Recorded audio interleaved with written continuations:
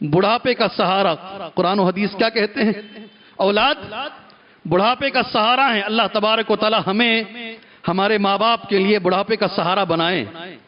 اللہ ہمیں، نوجوانوں سنو میرے بھائیوں، اللہ کے لیے سنو، دنیا بھی خرچ کر دو گے، ساری دنیا بھی بیچ دو گے، ماں باپ کے جانے کے بعد آپ چاہو گے بھی تو ان کی خدمت نہیں کر پاؤ گے، آپ چاہو گے بھی تو ان کی خدمت نہیں کر پاؤ گے۔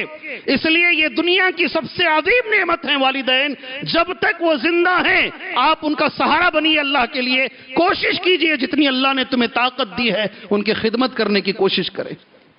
میں اس لیے اتنی اہمیت سے یہ لفظ کہہ رہا ہوں، ہمارے ہی شہر بنگلور کے اندر جہاں ایئرپورٹ آج موجود ہے، دیونہلی، وہاں پر ایک ادارہ چلتا ہے، اللہ اس کے چلانے والوں کو اس کا اجر عطا فرمائے۔ 200 ماں باپ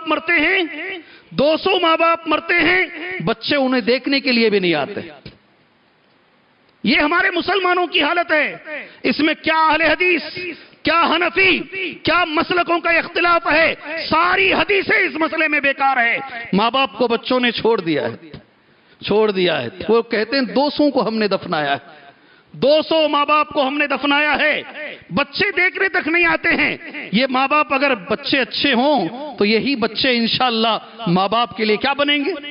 بڑھاپے میں سہارا بنیں گے انشاءاللہ۔ اور قرآن کی وہ آیت جو سورہ بنی اسرائیل میں موجود ہے، ایک بار میں دوہرا لیتا ہوں، وَقَضَىٰ رَبُّكَ أَلَّا تَعْبُدُوا إِلَّا إِيَّاهُ وَبِالْوَالِدَيْنِ إِحْسَانًا۔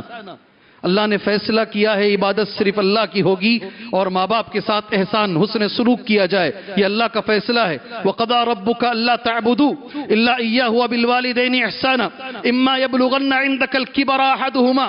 اللہ قربان جائے ہمارے علماء پر، دونوں میں سے کوئی ایک بڑھاپے کو پہنچ جائے، کیا لفظ ہے اللہ کا؟ دونوں میں سے کوئی ایک۔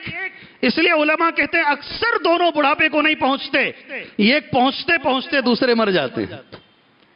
اکثر اکیلا پڑ جاتا ہے آدمی بڑھاپے کو پہنچتے۔ اس لیے قرآن نے پہلے یہ ذکر کیا، دونوں میں سے کوئی ایک بڑھاپے کو پہنچ جائے یا دونوں بڑھاپے کو پہنچ جائے، اما یبلغن عندک الکبر احدہما او کلاہما۔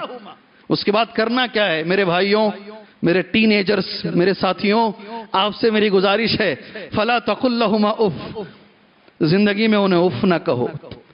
ابن عباس رضی اللہ عنہما کا قول ہے، اگر اس سے چھوٹا لفظ عربی میں ہوتا تو اللہ وہ لفظ استعمال فرماتا۔ کسی کو ڈانٹنے کے لیے، کسی پر غصہ کرنے کے لیے اس سے چھوٹا لفظ نہیں ہے۔ اگر اس سے چھوٹا لفظ ہوتا تو اللہ وہ استعمال فرماتا۔ ماں باپ کے لیے اف بھی نہ کہیں، کہہ دیتے ہیں ہم لوگ، کہہ دیتے ہیں، مگر ان کا دل بہت بڑا ہے، وہ ہمیں معاف کر دیتے ہیں۔ ان کا دل بہت بڑا ہے، وہ ہمیں معاف کر دیتے ہیں۔ اما یبلغن عندک الکبر احدہما او کلاہما فلا تقل لہما اف، پہلا لفظ، ولا تنہرہما، کبھی ڈانٹو نہیں انہیں۔ وَقُلْ لَهُمَا قَوْلًا كَرِيمًا، اور ہمیشہ بات کرو تو نرم گفتگو کرو، اونچی آواز سے کبھی ماں باپ سے گفتگو نہ کرو، قول کریم کرو۔ وَاخْفِضْ لَهُمَا جَنَاحَ الذُّلِّ مِنَ الرَّحْمَةِ، اپنے کندھوں کو جھکا کے کھڑے ہو ان کے سامنے۔ وَاخْفِضْ لَهُمَا جَنَاحَ الذُّلِّ مِنَ الرَّحْمَةِ، اور ساری زندگی ماں باپ کے لیے دعا کرو۔ وَقُلْ رَبِّ ارْحَمْهُمَا كَمَا رَبَّيَانِي صَغِيرًا، جیسے بچپن میں انہوں نے میری تربیت کی ہے، اے اللہ ویسے تو ان پر رحم فرما۔ یہ دوسرا فائدہ ہے، اچھی اولاد رہی تو بڑھاپے کا سہارا بنے گی۔ اللہ ہم بھائیوں کو سہارا بنائے، اللہ سے دعا ہے۔